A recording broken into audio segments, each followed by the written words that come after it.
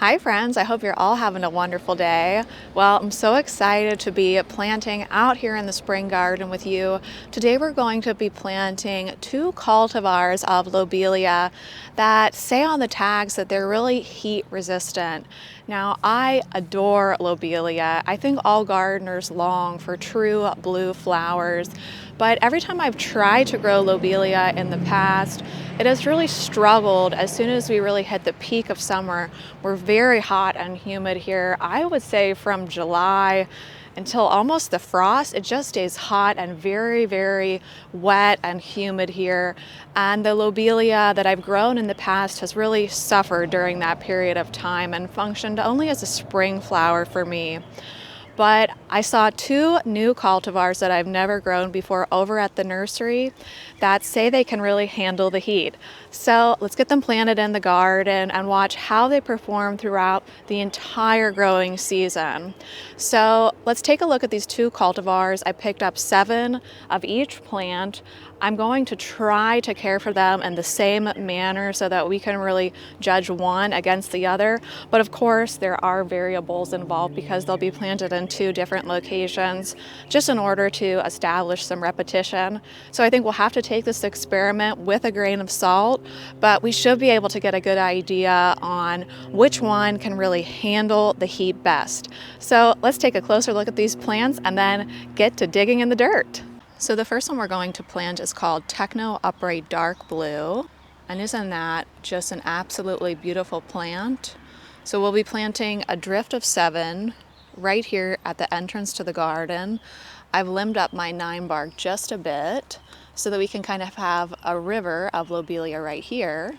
And come to think of it, I don't think I showed you how the brick edging all came together. I decided to line the main flower walk with bricks, and I think it looks really nice.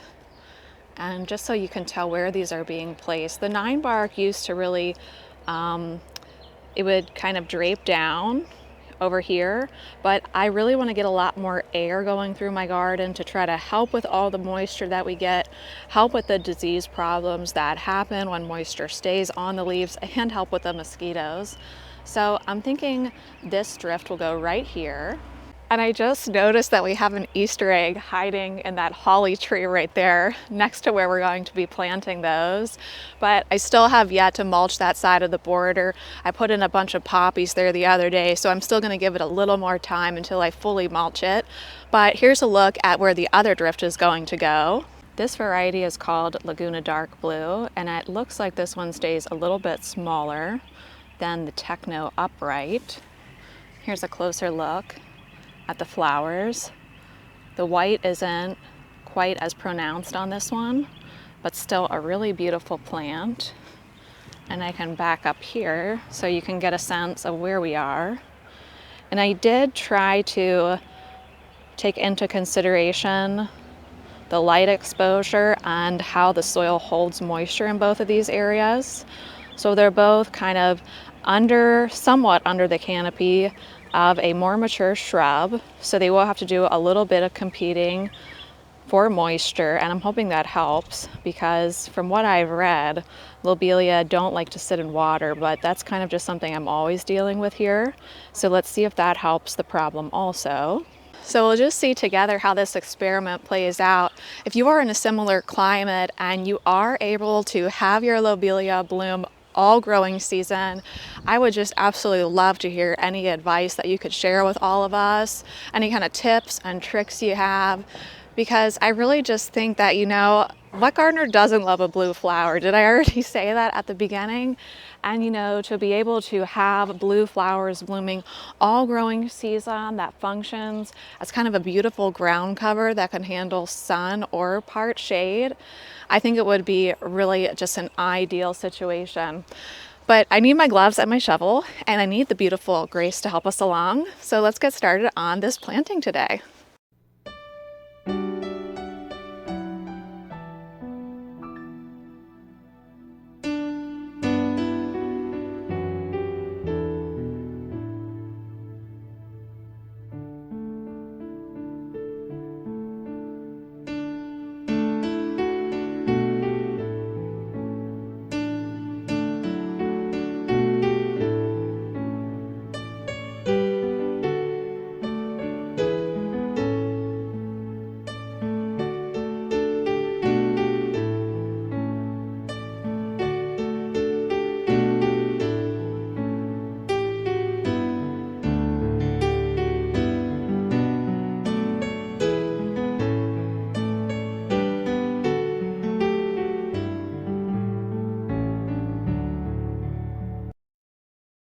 So I got them both planted, and let's take a look at each one close up so that we can really see which one we prefer on May 2nd.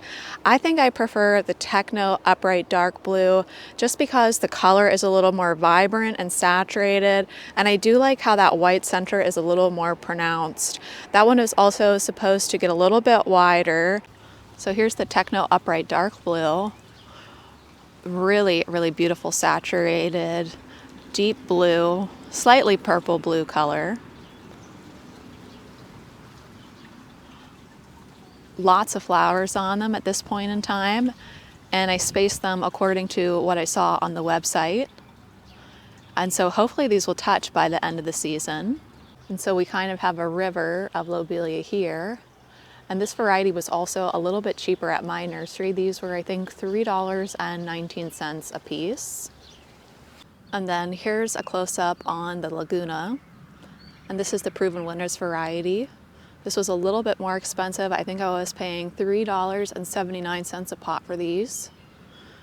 These plants, although smaller, were slightly pot-bound within their pot, so we'll take that into consideration. A little less flower production, but still really beautiful. A little bit smaller flowers too, I would say, on this one. Well, friends, I'll be sure to keep you updated on how this experiment progresses and how the plants are doing as the heat of summer really gets into full swing. Now, what's funny is that April was really, really hot, and now we're in May and it's incredibly cold again. I think the high today is only 49 degrees, and it seems like we're going to be living in the 50s as our high for the next 10 days. So even though all my dahlias are ready to go in the ground and my other tender annuals are ready to go in the ground, I'm holding off because of this cold spell, and also just because it's not only cold, but it's quite wet as well. But hopefully within at least a few weeks, we'll be getting our Saving Grace dahlias in the ground, our elephant ears in the ground, celosia, gomphrena, all those wonderful things. And there's just so much to look forward to this time of year, isn't there? But for now, I think I'm gonna say goodbye for the day, and of course wish you all happy gardening. Bye.